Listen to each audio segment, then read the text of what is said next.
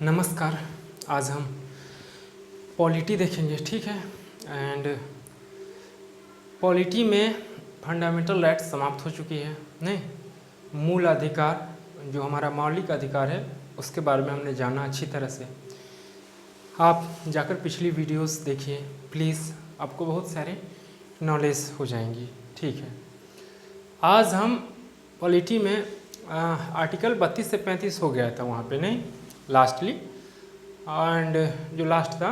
और आज हम 36 से 51, हालांकि नीति निदेशक तत्व है राज्य के नीति निदेशक तत्व, नहीं, 36 से 51 जो आर्टिकल है अनुच्छेद, उसके बारे में जानेंगे।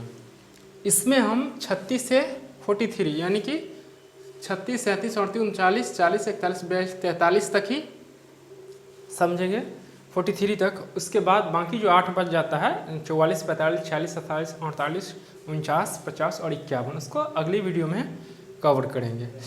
एक में अगर हो जाएगी तो लंबी वीडियो हो जाएगी, और मैं नहीं चाहता कि वीडियो लंबी हो, छोटी छोटी हो, ताकि आप आराम से देखें, आपका समय भी बचे और मेरा भी समय बचे। नहीं, छोटी वीडियोस मेरी कोशिश रहती है कि छोटी वीडियो रहे, और उसमें जो मूल बातें हैं, जो नॉलेज की बातें हैं, जहाँ से क्वेश्चंस पूछे जाते हैं, उसमें मैं रखूँ। मेरी कोशिश रहती है कि कम समय में ज़्यादा नॉलेज आपको प्रोवाइड करवाऊँ।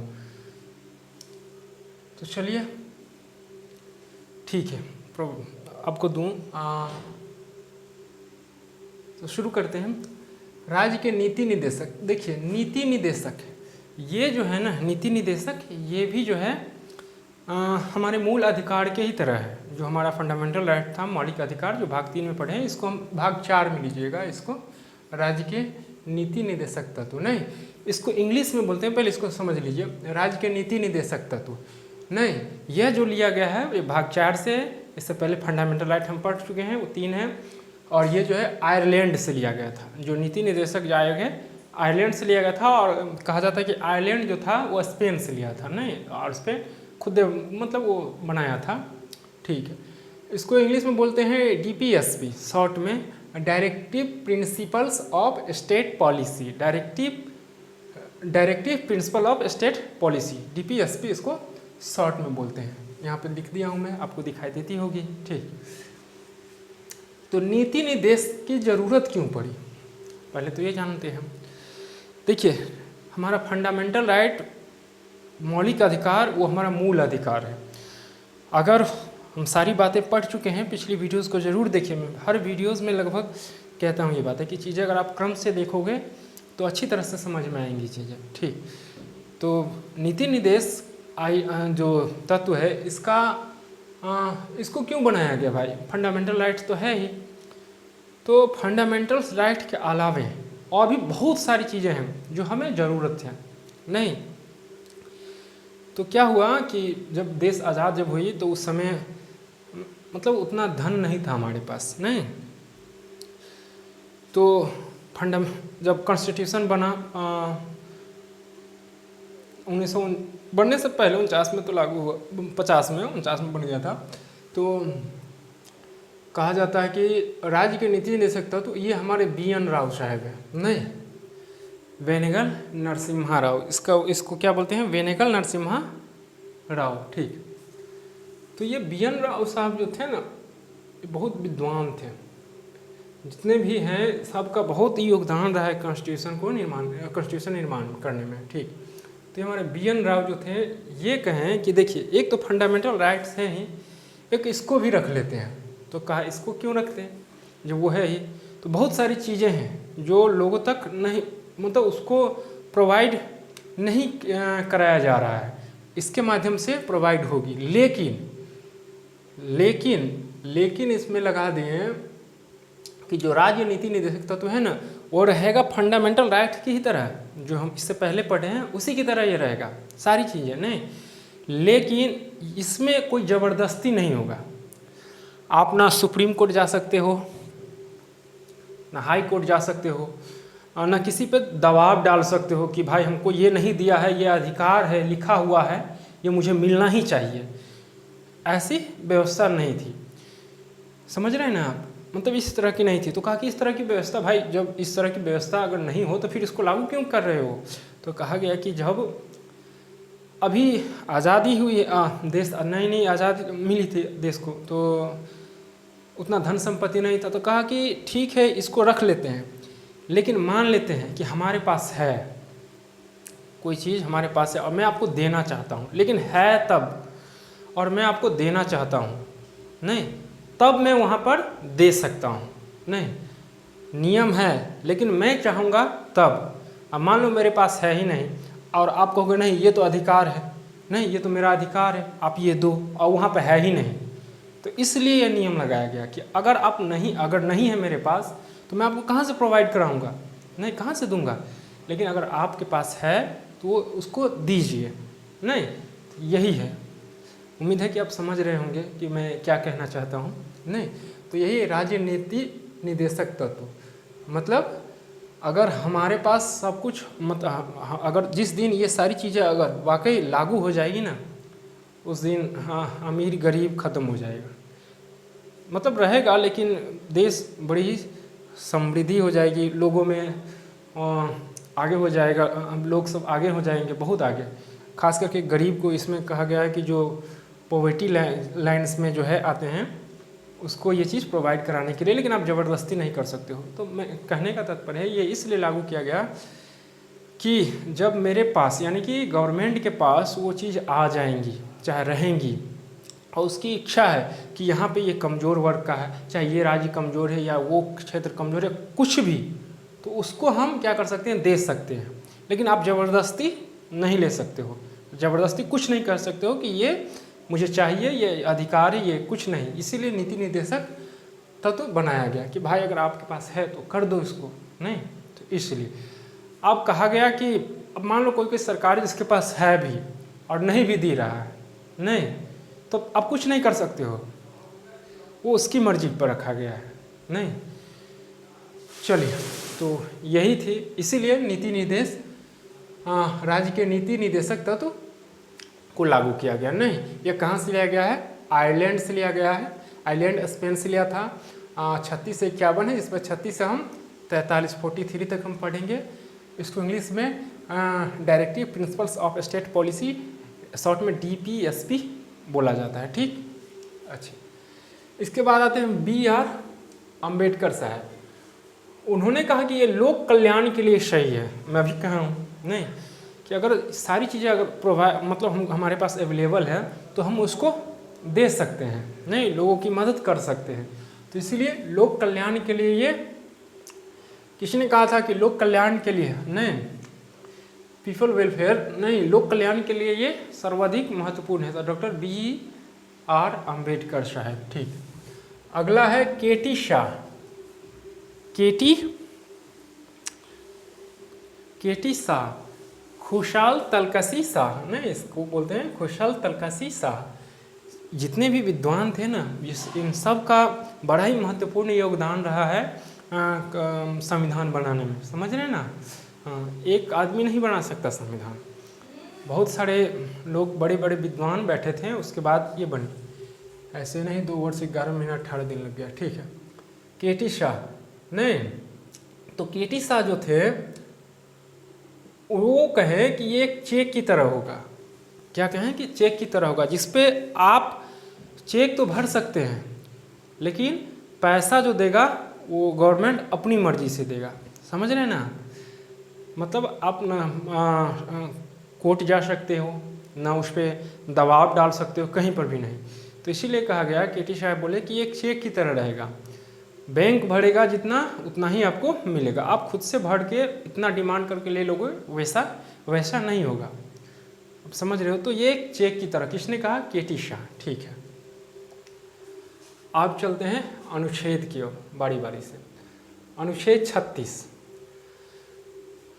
अनुच्छेद 36 राज्य की परिभाषा। अनुच्छेद 36 में क्या कहा गया है, राज्य की परिभाषा, यानी कि राज्य के नीति निर्देशक तत्व, राज्य के नीति, जो राज्य है ना वो अपनी नीति से क्या करेंगे, अपना नियम कानून बनाएंगे और राज्य में लागू करेंगे। क्या किसी व्यक्ति पर यह नियम लागू होगा, नहीं, किसी व्यक्ति पर नियम लागू नहीं होगा, ये राज्य जो स्टेट गवर्नमेंट रहेगी ना बनेगा, वो अपना लागू कर सकती है। ठीक, तो राज्य की परिभाषा, राज्य अपना नियम कानून लगा सकता है नहीं, ये इसमें आ जाएगा। ठीक, अनुच्छेद 37 आपको ना दिखाई देती हो, मैं बोल रहा हूँ उसको सुनकर नोट्स बना लीजिएगा प्लीज़। अनुच्छेद 37, न्यायालय में, जो न्यायालय है नहीं, न्यायालय में प्रवर्तनीय वो वाद योग्य नहीं। मतलब मान लो मैं मैं कह दिया कि भाई ये तो मेरा अधिकार है, आप मुझे दो, नहीं, तो अगर गवर्नमेंट, अगर वो चीज़ें नीति निर्देशक तक तुम्हें आ रहा है तो आप उस पर फोर्स नहीं कर सकते हो। न्यायालय में जाके ये नहीं कह सकते हो कि ये मेरा अधिकार है, ये मुझे दो, नहीं। जैसे सपोज डेट मैं कह रहा हूँ कि अभी चावल मिल रहा है, नहीं, गेहूँ चावल शायद मिल रहा है, मिलता है ना, आती कोटा में मिलता है, कोटा में मिल रहा है, जहाँ पर जाते हैं। अगर वो बंद कर दे सरकार, तो आप केस नहीं, न्यायालय नहीं जा सकते हो, केस नहीं कर सकते हो सरकार पे, क्योंकि वे नीति निर्देशक तक तुम्हें आ रहा है। इसमें क्या कहा गया है कि जब सरकार के पास क्षमता होगी तब वो आपको दे सकता है, नहीं तो दे रहा है। अगर नहीं दे रहा है तो आप ज़बरदस्ती नहीं कर सकते हो उससे, और नहीं आप सुप्रीम कोर्ट या हाई कोर्ट कहीं भी आप जा सकते हो। तो इस तरह की व्यवस्था नहीं है, तो समझ गए आप। तो यह न्यायालय में परिवर्तनीय वाद योग्य नहीं। अनुच्छेद 38, राज्य लोक कल्याण की अभिवृद्धि के लिए सामाजिक व्यवस्था बनाएंगे। अब राज्य के पास नहीं, अनुच्छेद 38 है ना, आर्टिकल्स, हाँ, आर्टिकल 38 क्या कह रहा है कि राज्य लोक कल्याण की अभिवृद्धि के लिए सामाजिक व्यवस्था बनाएंगे। अब राज्य के पास पैसा है, केंद्र सरकार दे दी है, नहीं राज्य में है, उसके पास है, तो लोक कल्याण के लिए वो कर सकते हैं कुछ। जैसे देखते होंगे आप मनरेगा, नहीं मनरेगा आप देखते होंगे ना, महात्मा गांधी राष्ट्रीय ग्रामीण योजना जिसको बोलते हैं, तो महात्मा गांधी राष्ट्रीय ग्रामीण योजना, जो मनरेगा जिसको बोलते हैं आप, तो लोक कल्याण के लिए ये है। मतलब वो कर दिए हैं ताकि उसमें लोगों को कुछ रोजगार मिले। अब नहीं मिला या मनरेगा ख़त्म हो गया, तब जा केस नहीं कर सकते कि काहे मनरेगा ख़त्म कर दिए, इससे मेरा रोजी रोटी चल रहा था, ये कुछ नहीं, उस सरकार पर निर्भर आप कुछ नहीं कर सकते हो, क्योंकि ये नीति निर्देशक तत्व में आ जाता है भाग 4 में। इसीलिए इसको रखा गया कि अगर है तो दे देगा, नहीं है तो आप ज़बरदस्ती नहीं कर सकते हो, कुछ भी नहीं। इसी को समझ के चलिए। राज्य लोक कल्याण के अगर है तो करते हैं, राज्य लगाता है अपना नियम, नहीं, लोगों के कल्याण के लिए। आर्टिकल 39, पुरुष व स्त्री के लिए समान रूप से जीविका का पर्याप्त साधन। ठीक है, पुरुष और स्त्री के लिए समान रूप से जीविका का साधन, कितनी अच्छी बात है। लेकिन आप ये नहीं कह सकते कि पुरुष को इतना मिल रहा है, मुझे इतना ही मिल रहा है, नहीं, वो राज्य पे है। नहीं, फलाना विषय के टीचर हैं, उनको उतना मिल रहा है और मुझे इतना मिल रहा है, तो आप नहीं कह सकते हो, नहीं। हाँ, पुरुष व स्त्री के लिए समान रूप से जीविका का पर्याप्त साधन। सरकार, ये सब कुछ नीति निर्देशक तत्व राज्य सरकार के, राज्य के नाम है राज्य, नहीं, वो राज्य के नीति नहीं, जो राज्य सरकार होंगी उस पर डिपेंड करती है वो किस तरह से कर रहा है। ठीक, इसमें 39 के क है, देखिए क ख ग घ बाद में कहीं पर लगातार कंटिन्यू आ रहा है आर्टिकल्स, 1 2 3 4 5 6 या 10 15 कोई भी आर्टिकल्स हो, और उसमें कहीं पे भाग 1 या क इस तरह से लिखा हुआ है ना, तो समझिए इसको बाद में जोड़ा गया है।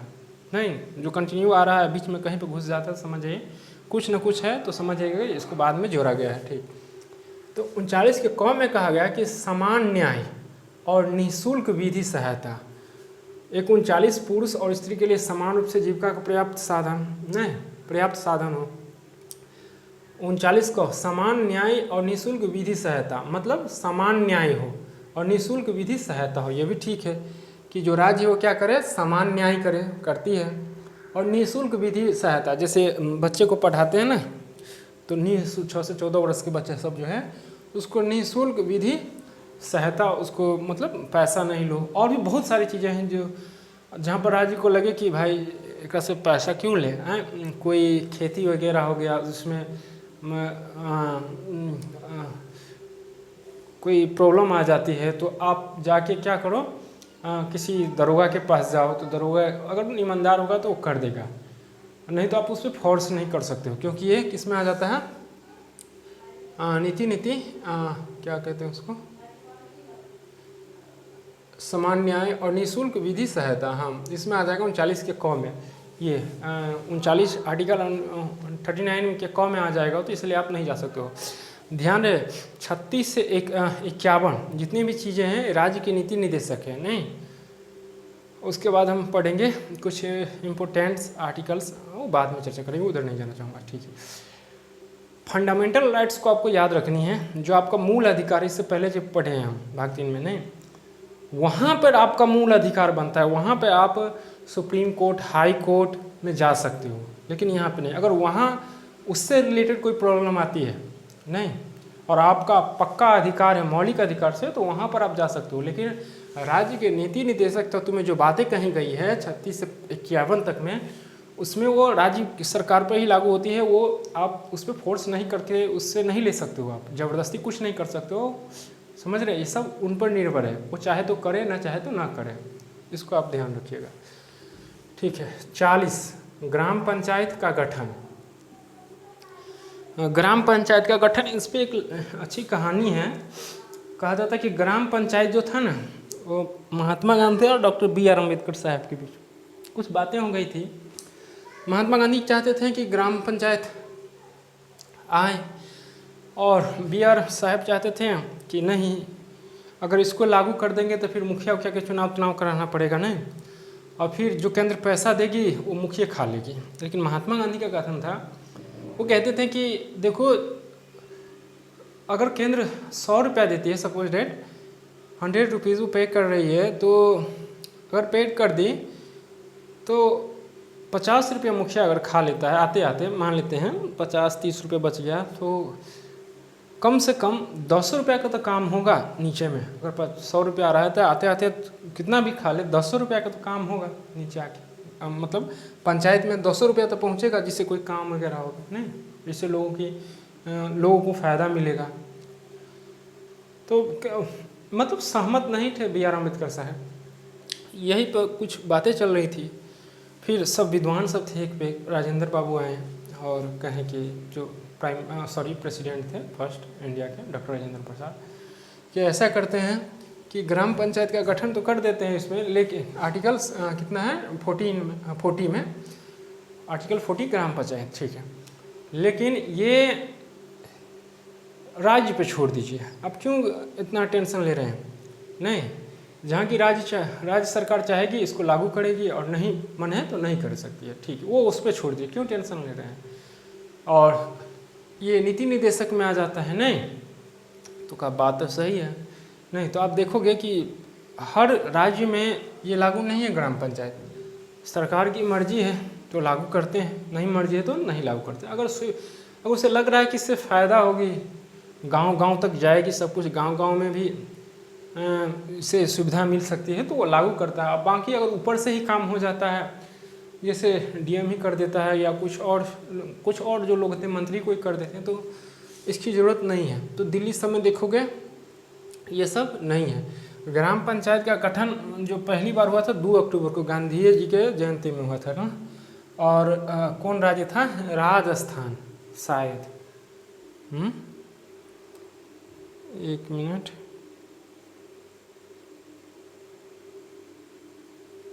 हाँ राजस्थान था, राजस्थान ही था शायद, जो 2 अक्टूबर को गांधी जयंती के दिन पर जो पहला जो था ग्राम पंचायत संगठन वो शुरू किया था ना, ठीक है, ग्रामीण योजना शुरू की थी, ठीक है, राजस्थान, हाँ वही, 1 मिनट देख लो,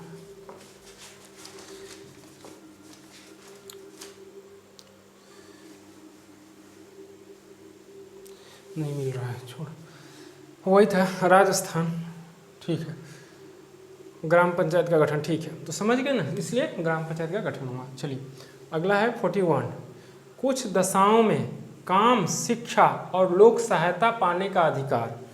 कुछ दशाओं में काम, मान लो बहुत गरीब है कोई, बहुत मतलब उसके पास कोई सुविधा नहीं है, तो वहाँ पर सरकार अगर चाहे तो उसको प्रोवाइड करा सकती है, कोई वर्क दे सकती है नहीं, क्योंकि उसकी बहुत स्थिति नाजुक है। तो ये सब कुछ सरकार पे है। आर्टिकल 42 न्याय संगत मानवोचित मतलब उचित तरीका से दशा व प्रस्तुति सहायता का उपबंधन नहीं। 20 मिनट हो गया। कोशिश रहती है छोटी वीडियो करूं। एनीवे देखिए, न्याय संगत मतलब न्याय हो,